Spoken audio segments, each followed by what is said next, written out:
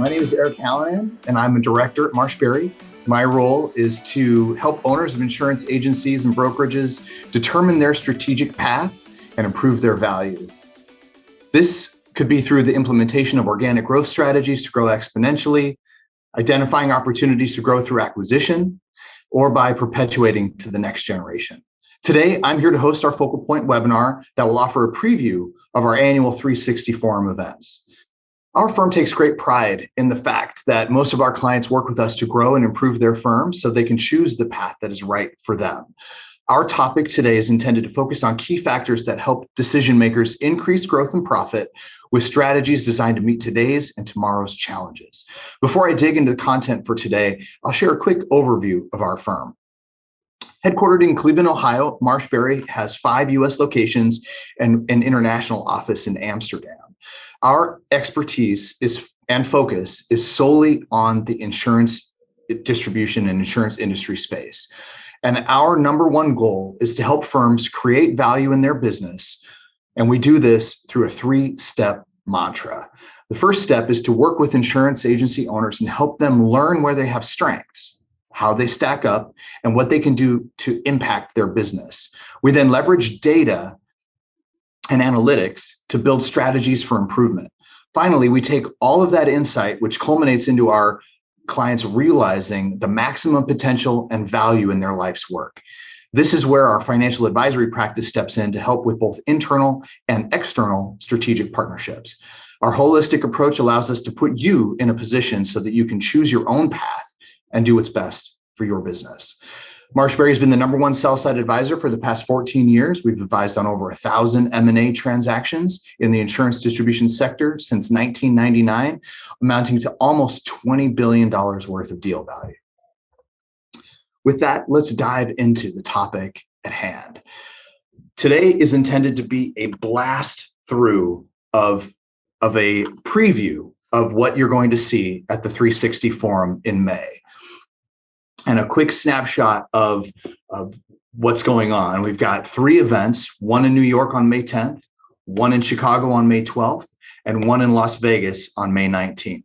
And you'll get a follow-up email to this with information about this discount code, but you can feel free to write this down, Focal Point 22-50, to receive 50% off your registration. And I'm going to blast through a summary of exactly what you'll see at this event. So the agenda, what's covered, holding is not an option. I'll dig into that in a minute. We'll also talk about M&A market trends. We'll talk about strategic planning and what's the formula for your business. We'll dig into organic growth strategies, peer exchange or networking, how you can use networking to drive growth. What's your talent plan? I know that's a big topic as everybody looked at what happened over the last 2 years, and the war for talent is real. And then lastly, we'll remind everybody what's going on and how to register for the 360 Forum. So first, holding is not an option. And what do we mean by that? Well, that's the difference between just standing still and doing nothing or doing something with intention on your business. So again, holding is not an option. Ownership and staff will age due to lack of reinvestment. Lack of growth will limit career opportunities and carrier support. Culture will deteriorate as excitement dissipates. Inability to attract or retain high-performing staff or clients, impact of shrinking scale on carrier access and remuneration, inability to implement exponential and transformational technology advancements, inability to perpetuate given age of owners and lack of internal market, and inevitable sale at a discount. So what we mean and what I'm talking about here is you really have to either double down or sell your business. You can't just sit and wait and do nothing. Doing nothing and waiting is a choice, but by what we're talking about here in these 8 points, and these are obviously not an exhaustive list, but these 8 points tell you that holding is going to be a negative strategy for your business. And the problem is only getting worse. Ownership by generation seems to still be concentrated with the baby boomers and the older generations, and we need to get ownership transitioned to the younger people. And if you look at the graph, even though we've seen a little bit of the weighted average owner age drop in 2021, the trend is still going up. So that just means that the average amount of ownership is weighted towards those who are in the those who are older, and it just we need to see that trend line shift down. M&A market trends, that's the next topic. We have been in a 10-year environment of favorable factors that relate to M&A, and M&A being a good thing for sellers. Interest rates have been good. Economic growth has been good. Leverage ratios have been extremely favorable to those who are using leverage to make acquisitions. The rate environment has been hard for most of the insurance industry. The political landscape has been volatile enough to make M&A an important strategy for those who are trying to take risk off the table. And tax rates and the deductibility of certain portions of transactions have also been structured in a way that has been favorable to the M&A environment. And will this continue? We don't know, but that's been the trend. And also, over this last 10 years plus, we've continued to just hit home the fact that this is the greatest industry in the history of mankind, and more people, more and more industries, more and more investors are becoming aware of this fact. These are just 10 factors about why this is such a great industry. Recurring revenue, cash flow business with low capital expenditure requirements. We don't have any machinery. We don't have any equipment or manufacturing machines. Ability to obtain substantial leverage on the cash flow of the business. Is very cash flow high business. The EBITDA margins are extremely controllable due to the nature of the way compensation is typically paid. Acquisition opportunities exist in this fragmented market that are much higher. There's way more acquisition opportunities than in many other industries. Barriers to entry are fairly significant because of the nature of appointments with carriers and things like that, and the skill sets required for people to become good salespeople and good insurance experts. There's a robust secondary market. If you screw up your business, you can just sell it to the guy standing in line, and there's going to be many of them standing in line. Requirements to purchase insurance throughout the United States make this nobody needs to be convinced to buy insurance. Everybody's required to buy insurance in the United States. So it's a very stable, steady sales business. The impact of amortization on intangibles on taxable income improves the nature of our ability to do deals in this space. And we've proven over time that insurance as an industry maintains its stability in even the worst economic environments. We've experienced this literally in the Great Recession, and we've also experienced it again in 2020 and 2021 with everything that was going on with the pandemic. And then everybody's just standing in line, buying agencies. There seems to be a never-ending increase to the number of deals that are done. This graph shows you that there were 923 transactions that were announced in the United States last year. 703 of those in that red bar were represented by the private capital-backed brokers, and you can see the trend going way back. Do we expect the count to be similar this year to 2021? I don't know. Maybe 2022 will experience numbers closer to 2019 and 2020. Time will tell. We did have some unique factors that were going on last year that might have impacted those numbers in the level that we see here. Again, we will dive much deeper into this at the 360 Forum event. Also, who's buying? Well, here's just the top 10 from 2021. It's interesting to see Peter C. Foy, Acrisure, High Street Insurance Partners, Hub International. Many of these firms have been on the list before in the top 10, and how many transactions were actually consummated by this group. Very interesting to see that just about 52% of all the announced deals in the United States were done by these 10 brokers. Pretty fascinating amount of activity done by the top 10. And then another factor that's been very interesting is the retail versus specialty distributors. And specialty distributors, remember, are MGUs, GAs, MGAs, wholesalers. These are the specialty distributors in the market. And we've seen, at least in 2022, it seems to be a significant amount of deals being done in that space, but a fairly consistent amount going way into the past. But there continues to be demand on both sides, whether it's retail or specialty. And then what's going on with valuations? Valuations have crescendoed, and we always say there's no breathing room left, but we're continued to be surprised.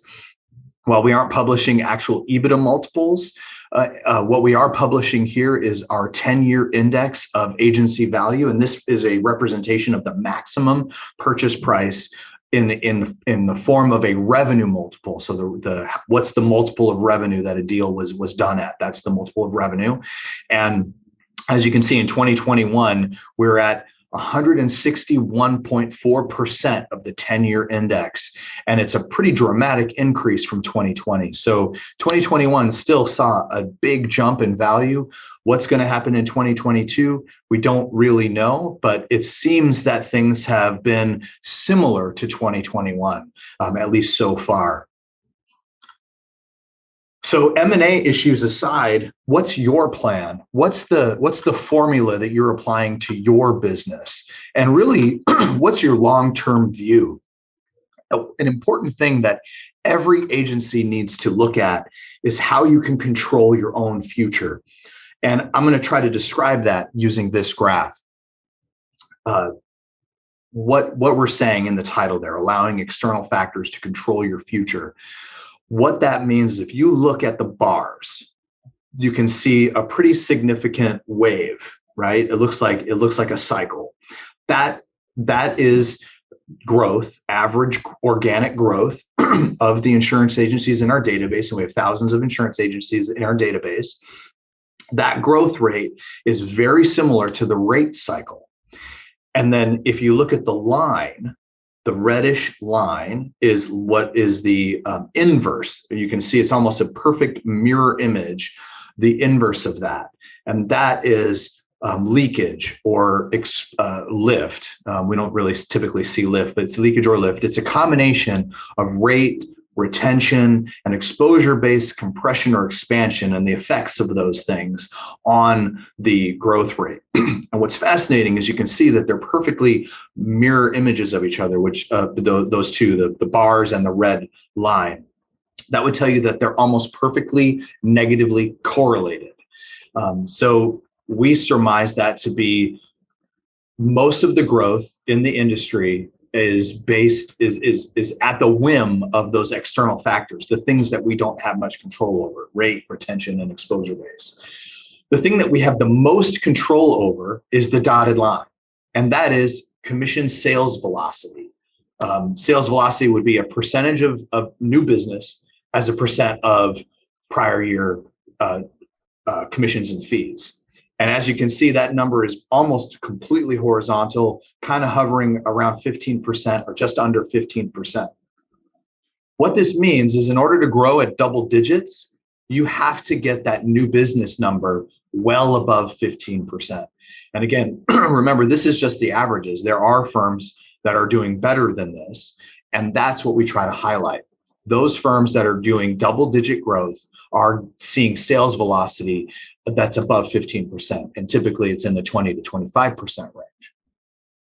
So that long-term commitment starts today. It starts with aggressive short and long-term planning, a process-driven new client acquisition strategy. The agency must embrace aggressive new business goal setting and real producer accountability. The agency should commit to industry vertical specialization, especially on the P&C side, and that should be supported by data and analytics within your own book of business. Commit to true differentiation and collateral to communicate your value proposition. I don't know if you've ever looked at insurance agency websites side by side, one after another, but many of them literally are indistinguishable from each other because they do not know how to differentiate and they do not know how to communicate their unique value proposition. The agency must double down on hiring new production talent from outside the industry. The agency must design and roll out a defined producer mentorship program to enhance success rate. How do you take people from outside the industry who might be good salespeople and get them to be successful in this industry? They need to be paired with mentors who are experts in the space. And you need to live your pro forma. What that means is there shouldn't be a bunch of excessive expenses in the business. There needs to be true profitability, sustainable profit margin, so that you can control your own destiny and your own reinvestment strategies. And this is just a real quick look at are you willing and able, or are you willing and unable? If you are willing and able, you must execute a predictable, profitable, organic growth strategy. That's what PPOG stands for. Control the future and drive value. Honestly, if you're unwilling to put the work in, the best strategy is to divest, because the buyers will line up and they'll pay you excessively for your business. If you are willing but unable, get help. There are plenty of advisors out there and consultants out there and agency peers out there that are ready to help you to improve your business and get on the ability to be able. What are your organic growth strategies? That's another topic that we're going to cover at the event. And just to highlight growth, this is a very similar graph that we looked at before, but this just highlights growth, and the top 25% are the bigger bars. Again, proving to you that the best 25% out there, the best agencies, are able to grow at double digits year in and year out. The only exception was back in the worst year of the recession, which was 2009. So proving to you that it's possible. And what metric are they driving? Again, reminding you, it's that new business number.